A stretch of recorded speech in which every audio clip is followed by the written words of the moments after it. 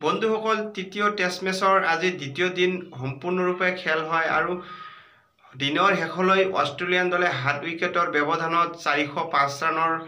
পাহাৰ সাদৃশ স্ক'ৰ থিয় কৰাইছে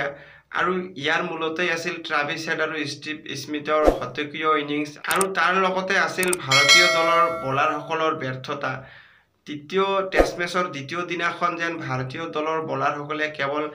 নিৰাশা আৰু নিৰুপায় আছিলে, কিয়নো ট্ৰাভিছ হেডে এফালৰ পৰা যি ধৰণৰ এটেকিং এপ্ৰ'চ লৈ 160টা বলৰ সন্মুখীন কৰি 152 ৰানৰ এটা যি মাৰাথন ইনিংছ খেলিছিল,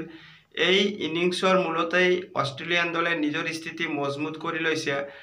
আৰু দ্বিতীয় টেষ্ট মেচত যি ধৰণে ট্ৰাভিছ হেডে অষ্ট্ৰেলিয়ান দলৰ হাতলৈ মেচখন মুভ কৰি লৈ গৈছিলে, ঠিক তেনেদৰে তৃতীয় টেষ্ট মেচতো একেই কাম কৰি দেখুৱালে আৰু ট্ৰাভিছ হেডৰ লগত ষ্টিভ স্মিথেও ভাল এটা পাৰ্টনাৰশ্বিপ কৰিছিলে আৰু নিজৰ যি ব্যৰ্থতা আছিল সেই ব্যৰ্থতাৰ অন্ত পেলাই ষ্টিভ স্মিথেও শতকীয় ইনিংছ খেলিবলৈ সক্ষম হয়। স্মিথে 101 ৰান কৰিছিল আৰু তাৰ বিপৰীতে ট্ৰাভিছ হেডৰ লগত মিলি 241 ৰানৰ যি এটা পাৰ্টনাৰশ্বিপ কৰিছিল, এই পাৰ্টনাৰশ্বিপৰ মূলতেই ভাৰতীয় দলে বেকফুটলৈ যাবলৈ বাধ্য হৈছিলে। আৰু এটা সময়ত ভাৰতীয় দলে প্ৰথম ছেছনত 3টাকৈ উইকেট লৈছিল আৰু 75 ৰানৰ ভিতৰতে অষ্ট্ৰেলিয়ান দলে 3জনকৈ বেটাৰক আউট কৰি এনে এটা সময়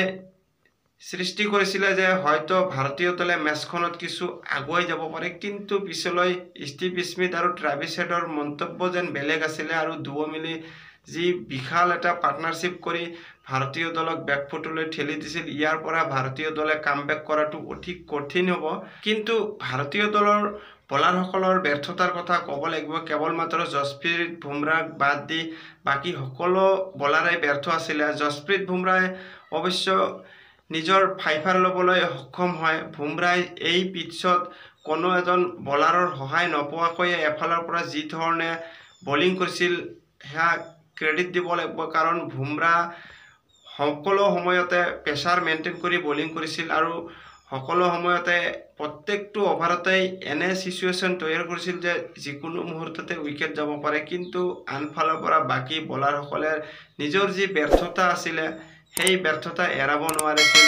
যাৰ কাৰণে ভাৰতীয় দলৰ ক'ব গ'লে দুৰ্দশা।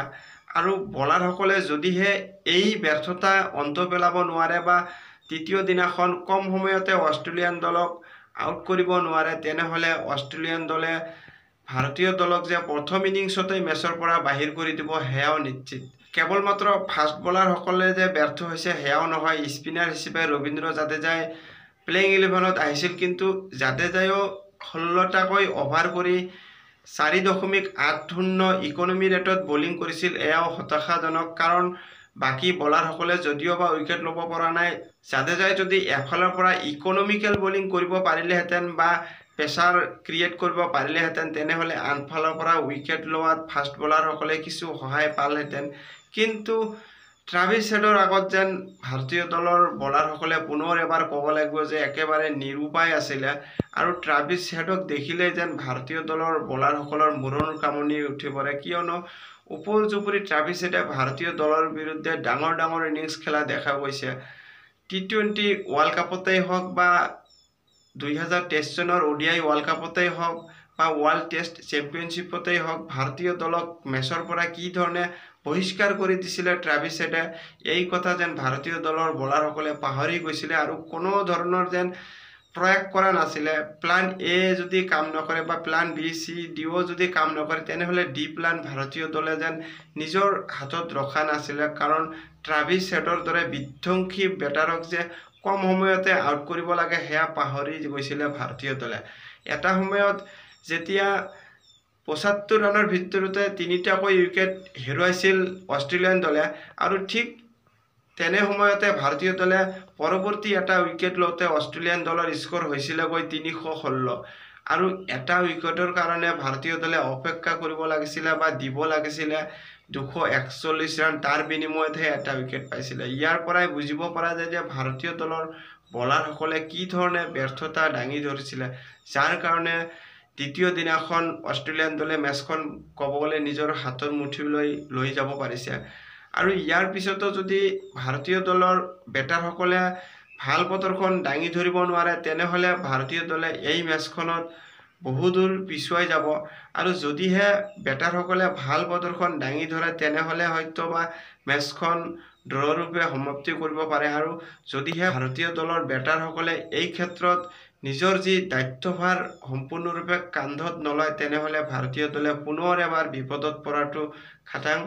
আৰু বিশেষকৈ ৰোহিত শৰ্মা বিৰাট কোহলি আৰু শুভমান গিলক এই টপ অৰ্ডাৰৰ বেটাৰসকলক দায়িত্ব বেছিকৈ ল'ব লাগিব ৰোহিত শৰ্মা যি স্থানতেই নেখেলক কিয় কিন্তু এজ এ ছিনিয়ৰ খেলুৱৈ হিচাপে দায়িত্ব সম্পূৰ্ণৰূপে যে নিজৰ কান্ধত ল'ব লাগিব সেয়াও নিশ্চিত চাবলগীয়া বিষয় হ'ব যে তৃতীয় দিনত ভাৰতীয় দলে দ্বিতীয় দিনৰ হতাশাৰ অন্ত পেলাব পৰা নাই এয়াই আছিলে দ্বিতীয় দিনৰ কিছু তথ্য তৃতীয় দিনৰ মেচৰ হাইলাইট লৈ পুনৰ এবাৰ উপস্থিত হ'ম ধন্যবাদ